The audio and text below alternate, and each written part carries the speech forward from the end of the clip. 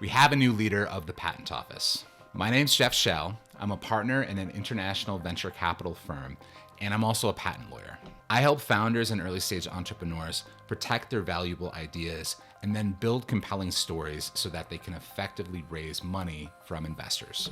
If you're interested in the work that I do, please like this video and subscribe to my channel, and then also check me out at shellip.com. On January 20th, 2025, Morgan Steward was sworn in as the interim Undersecretary of Commerce for Intellectual Property and the acting director of the United States Patent and Trademark Office, or the USPTO. To understand why the appointment of Undersecretary Stewart is important, it's first important to look at the challenges that patent holders and early stage entrepreneurs have faced in association with the patent system over about the last 10 years. Just over 10 years ago, the America Invents Act, or AIA, introduced a new entity called the Patent Trial and Appeals Board, or the PTAB. This board, the PTAB, has been a source of concern for patent owners for many years. And this is because since its inception, the PTAB has invalidated a staggering percentage of patent claims or patent rights assigned to patent holders. In fact, data shows that up to 80% of patents that have been challenged before the PTAB have been found to be invalid. Essentially, the PTAB has taken the rights away of up to 80% of the patents that they've considered in challenges before the PTAB. So this has led to a perception, especially among people like me, venture capitalists, early stage entrepreneurs, and inventors, that the PTAB operates as a patent death squad. The high invalidation rate of patents that are challenged before the PTAB have caused fear that innovation is being stifled and that investment in new innovative technologies in the United States is being suppressed because of the risk that patents can be held to be invalid before the PTAB. Many people argue that this PTAB system disproportionately favors larger entities that can afford to challenge patents, leaving smaller inventors, including those at startups and early stage companies, at a disadvantage. So this is an important issue pertaining to America's overall economy because startups and small entities overwhelmingly are the engine that drive economic growth of the country as a whole. The leadership of the United States Patent and Trademark Office, the USPTO, significantly influences patent outcomes. For example, under former USPTO Director Iancu, who served as a director from 2018 to 2021, the patent invalidation rate at the PTAB was notably lower due to his pro-inventor and pro-patent policies. Director Iancu supported something called the FinTIB rule, which allowed the PTAB and the Patent Office discretion to deny petitions at the PTAB based on things like ongoing district court litigation. So in other words, if the district court was considering a patent matter, the PTAB would give more deference to the district court and not subject the patent at issue to two different simultaneous challenges. So as a result of Director Iancu's policies, especially his support of the FinTIB rule, the total claims invalidation rate at the PTAB was significantly lower than under other leadership, at around 60%.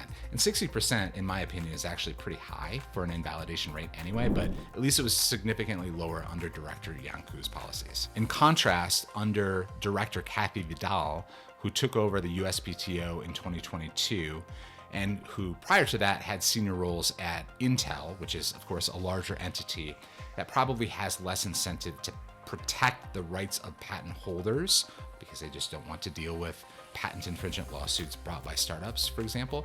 The invalidation rate was much higher. It surged to 71% from 60% in the first half of 2024. The significant increase in invalidation rates at the PTAB under Director Vidal's leadership can be attributed to her policies that reduced the application of this FinTIB rule, which created additional layers of review for PTAB decisions. As a result, under Director Vidal's leadership, many patents faced additional burdensome challenges that led to their invalidation, contributing to a perception of an increasingly hostile environment for patent holders, and especially for smaller entities like startups and companies that are actively raising venture funding.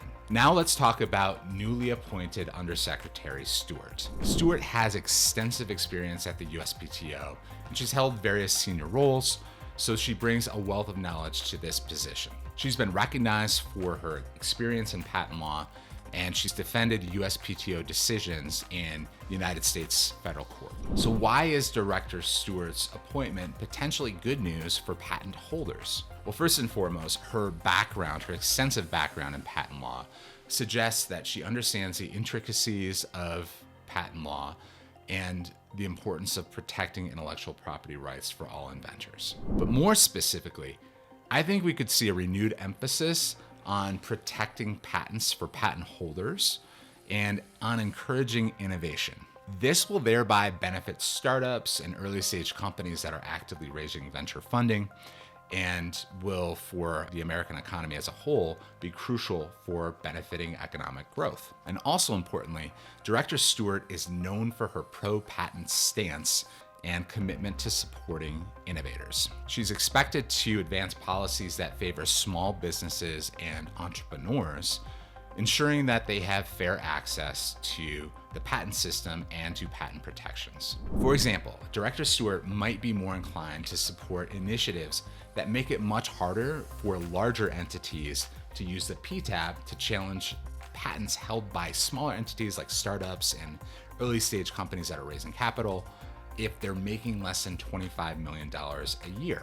Given her history at the USPTO and her deep understanding of the current challenges with the PTAB, she could be more inclined to push for reforms that could reduce the oppressively high patent invalidation rate that patent holders currently face when their patents are challenged at the PTAB. As a patent lawyer and a VC, I'm hopeful that we'll see more initiatives aimed at advancing innovation rather than hindering it.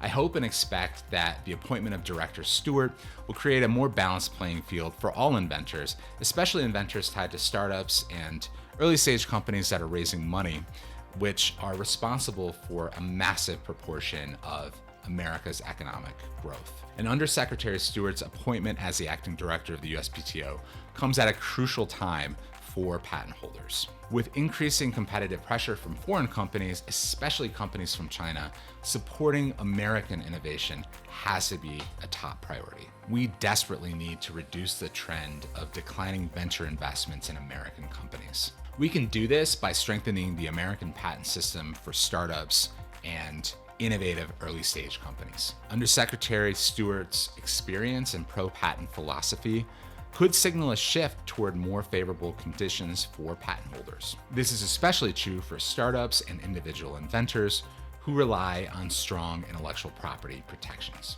What do you think about the appointment of Undersecretary Stewart? Will this lead to better outcomes for patent holders? Let me know your thoughts in the comments below, and don't forget to like this video and subscribe to my channel. And if you have more questions about patents or raising money for innovative companies, feel free to reach out to me at shellip.com. Thanks again.